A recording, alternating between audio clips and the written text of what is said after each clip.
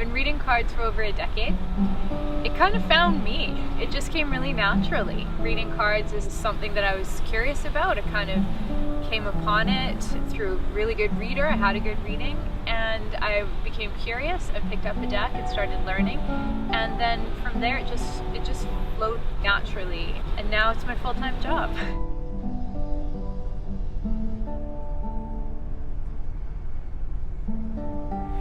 What I really love about tarot is connecting with clients on meaningful levels, and the messages just come through really naturally. It feels like we're connected by something bigger than ourselves, and it's encouraging to see these moments of inspiration open up for others while we're in a reading together. They're getting a chance to see themselves in a new light, or view a difficult situation in a new perspective, and my part in the reading is a facilitation of something quite empowering for them on an individual level.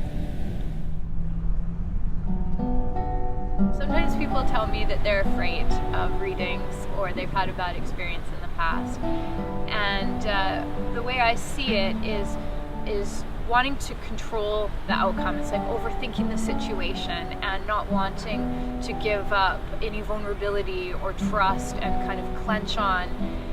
In the end, that really just puts up a lot of barricades between oneself and the situation that they're dealing with. They're forcing an issue to have a very controlled outcome.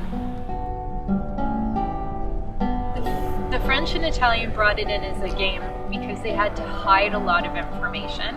So it did have a second code, but it was also it's like a ladies' parlor game, you know? Like, we're not doing anything, we're just playing cards, but there's more beneath the surface.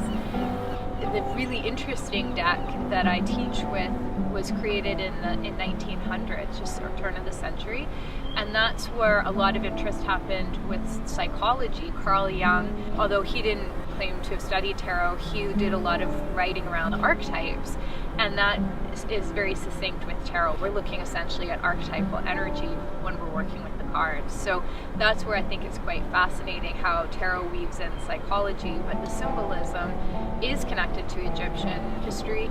It's connected to Mayans and ancient cultures and astrology. So if your background's in astrology and you understand the codes and symbols that we use to map the stars and planets and transits, there's a translation that comes up with the tarot cards as well. It's not literal, it's not direct, but it's in there.